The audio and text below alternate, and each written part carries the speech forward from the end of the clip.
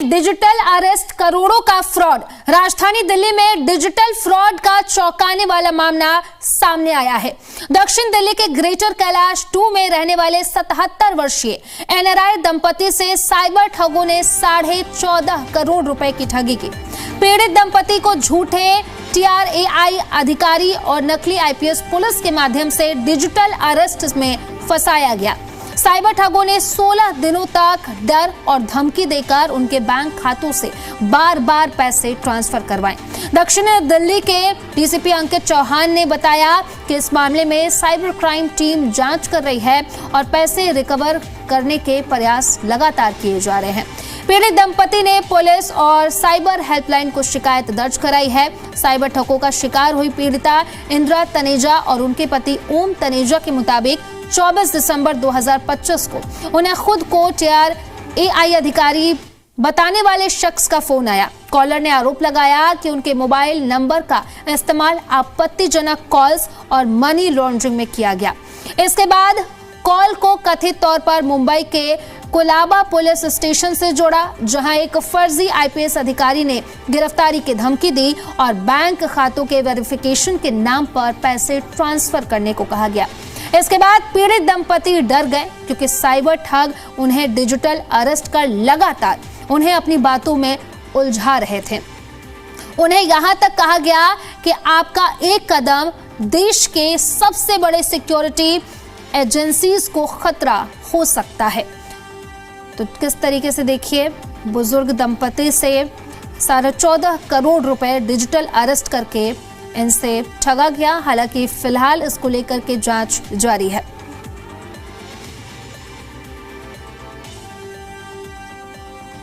America में रहने वाले डॉक्टर्स, इंजीनियर, ऐसी फैमिली जो कि 40 सालों से अमेरिका में रहकर काम कर रही थी, लेकिन उम्र के इस पड़ाव में भारत में सेवा करने के लिए अपने बच्चों को छोड़ के वापस इंडिया आए और इनके साथ इतना बड़ा साइबर फ्रॉड हुआ। मैडम, अब आपको क्या लगता है कि जब आपको पता कैसे चला कि आपके साथ फ्रॉड हुआ है? क्या आप थाने में बताया या बीच में आपको कभी ये एहसास हुआ कि अमेरिका से यहाँ आते के साथ ही हमारे साथ इतना बड़ा हो गया? नहीं, हमको फ्रॉड लगा ही नहीं। खाली द लास्ट डे 9 तारीख को जब रात को उनका फ़ोन नहीं मिल रहा था, तब कुछ डाउट लग रहा था कि कुछ हुआ है। तो बस उस वक़्त मैंने रोना शुरू कर दिया और भगवान के पास मैं अपने मंदिर में ही बैठी सारी रात मैंने बिताई। मैंने कहा कि ये मेरे को बोल रहे हैं कल स्कूल जाना है तो सो जा, फिर मैं ही तो सब एक्टिविटी करती, चेकअप वगैरह बच्चों की। तो पर मेरे को पता नहीं अंदर से कुछ हो रहा था कि कुछ गड़बड़ है तब। और फिर सुबह जब मैंने उनको कॉल किया कि अब हम स्कूल जा रहे हैं, तो उन्होंने बोला नहीं मैम, पहले आपका रिलीज़ हो गया, सब क्लियर हो गया। मैंने कहा मैं सारी रात आपको कॉल करती रही, आपने तो उठाया नहीं, जबकि आप हमेशा अवेलेबल थे। तो उन्होंने बोला नहीं, हमारे इधर साइबर अटैक हुआ था। अब तब भी मेरे को जब साइबर अटैक का भी नाम लिया तब भी मेरे को ख्याल नहीं आया कि ये हमारे साथ साइबर फ्रॉड हो रहा है। तो एनीवे, तो उन्होंने बोला नहीं आप ना सब कुछ रिलीज़ हो गया, आपका हस्बैंड का भी क्लियर हो गया, आप बस अपने नियर बाय पुलिस स्टेशन पे जाओ और उनको ये बोल दो कि RBI से ये रिलीजिंग ऑर्डर उनको आ गया होगा और ये PMLA 2002 एक्ट के अकॉर्डिंग ब्ला ब्ला ब्ला। मैंने कहा प्लीज़ मेरे को लिख के मैं लिख लेती हूँ क्योंकि मेरे को यही याद रहेगा कि क्या, so that I can show them the paper. हाँ जी, ये लिख लो 4 लाइनें जो लिखवा के।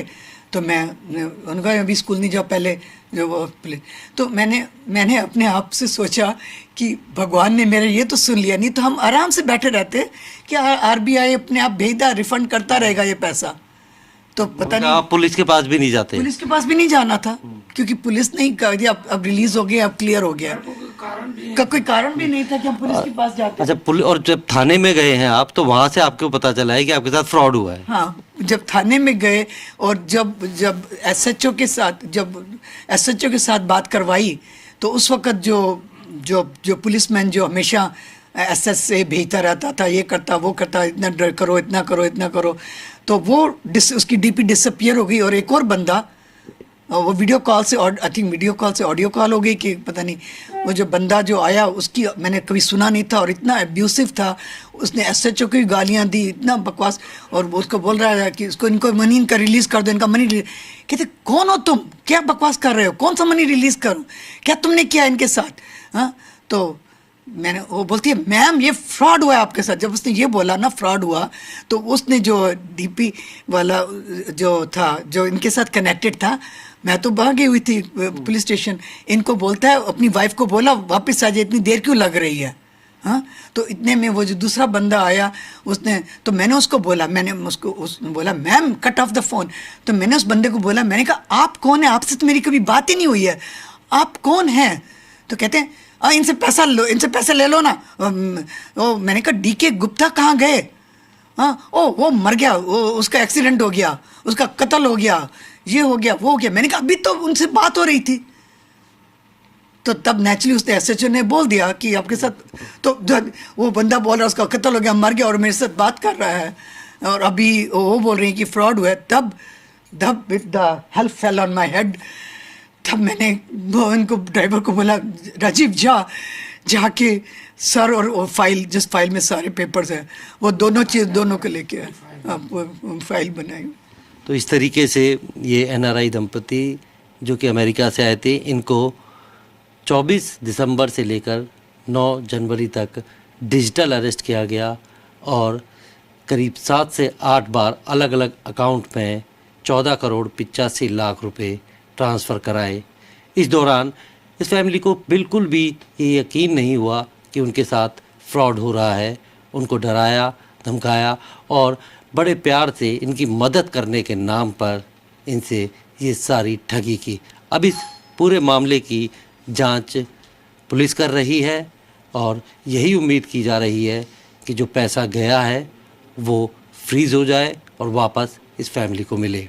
लेकिन ये डिजिटल अरेस्ट इतनी बड़ी समस्या है, ये कभी भी आपके साथ भी हो सकता है। इसीलिए कभी भी इस तरीके की कॉल या फिर इस तरीके से डराने धमकाने को गंभीरता से ना लेते हुए इससे जुड़ी कोई बात अपने जानकार से कीजिए और पुलिस को इसकी सूचना दीजिए, क्योंकि कोई भी एजेंसी फ़ोन पर इस तरीके से अरेस्ट या फिर गिरफ्तार करने के बहाने या फिर दावे नहीं कर सकती है। प्रमोद शर्मा, जी मीडिया, दिल्ली।